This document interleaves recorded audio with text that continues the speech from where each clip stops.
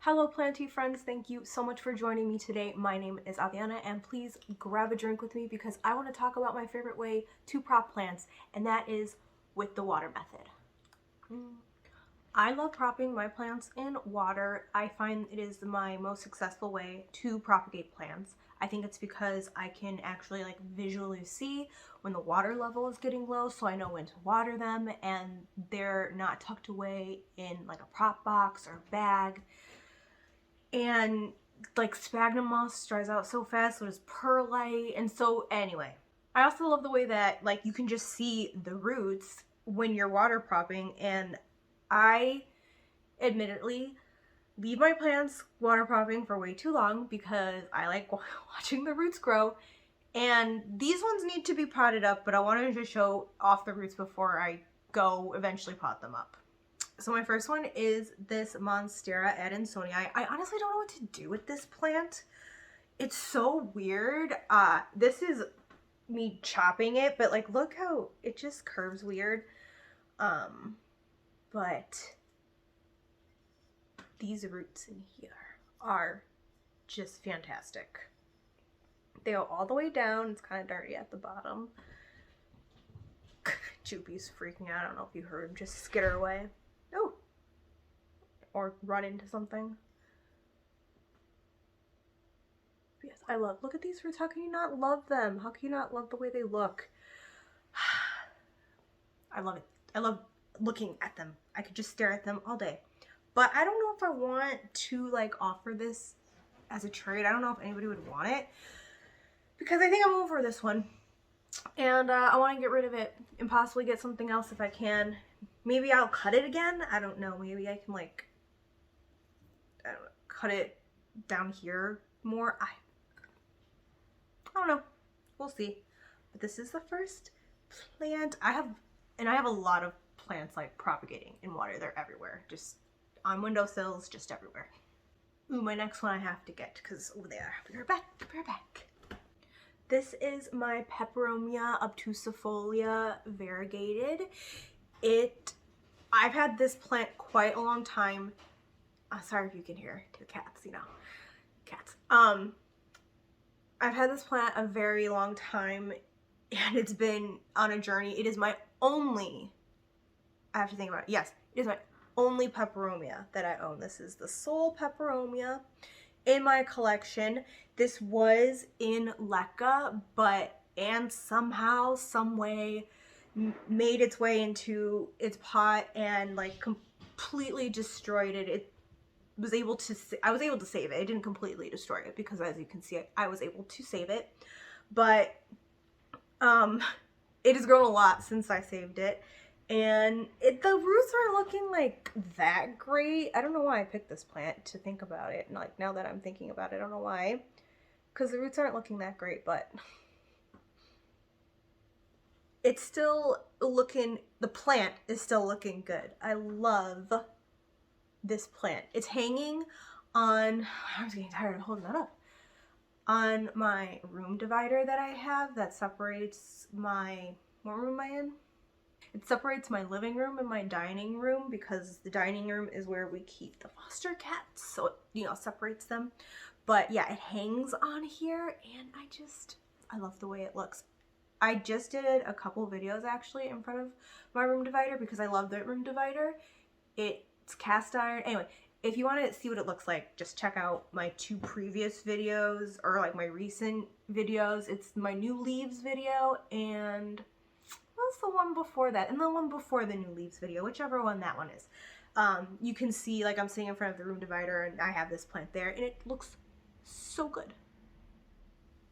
Next up is my Epipremnum CB. I can't pronounce this name. I can't talk today apparently. Epipremnum CB Blue. Cebu Blue. Look at that new leaf. Sorry. Anyway, I struggled with this variety in general for a very long time. I could not keep it happy. It would die. I think this is my 5th attempt, but ooh, cross fingers, it's gonna stay like this. I finally am successfully growing it in water. It's looking a little sad in my opinion, and I think it's because it's time for it to actually get nutrients it's just been like literally in straight up water, maybe with a tad of fertilizer here and there, but like really not much. It lives on my Sansevieria wall, and I'm just so happy that it's finally doing well. Let's check out the roots. Yes. So cool. There, a couple of roots are looking like a little brown. I have been struggling to keep this full, like it does like to remain full, and I've been kind of like letting it get down to there, but that's why it's browning. But I'm gonna be better about keeping the water level up. That's why I have it in a clear container, because I can see the water level. Otherwise, yes, this is why this plant would die. It's thirstier than what I want. So in soil, and even in leca, when I had in leca, I wouldn't provide enough moisture in that whatever medium it was in. So having it in water, game changer for me. I wish I could tilt it because I love Cebu Blue. The leaves are so pretty. It kind of reminds me of a Monstera stiltopicana, like their leaves. I'm surprised I didn't call that a Hoya on that Monstera. And I love the coloring on it. It's like silvery blue hue, just very pretty. Next up, we have a Pothos Emerald. At least that's what I bought it as. I should have looked that up, you know, to see if Pothos Emerald is actually a thing. I'm pretty sure it is. I bought it from Grow Geneva, a local shop. They're pretty good about their names. So this scares me so much because look at that water level. It's just like bouncing. I have spilled out of this container many a time. But it's so cute. I love this container. You probably should use it for something else, but I'm using it as a prop jar, of course. But it has, oh, my neighbors are home. Now Ramsey's growling at them because Ramsey does not like them. But they come and go like a million times a day. We're like, where do they go all day? They leave and come back so much. Like, where do they go? I don't know. Ooh, almost spilled water. Almost spilled water. All right, people, let's, again, while we're here, let's look at the roots. They're looking so great. And I'm getting water roots too, not just like leftover soil roots. Actually, on this side, you can even see a new water root right there. Very exciting. I love to see it. And this is it's a pretty Pothos. It has very like muted variegation, I guess. Hold on. See if it can show. Like it shows on this newest leaf here, I think the best. I don't know if that's picking up, but it has like just very, very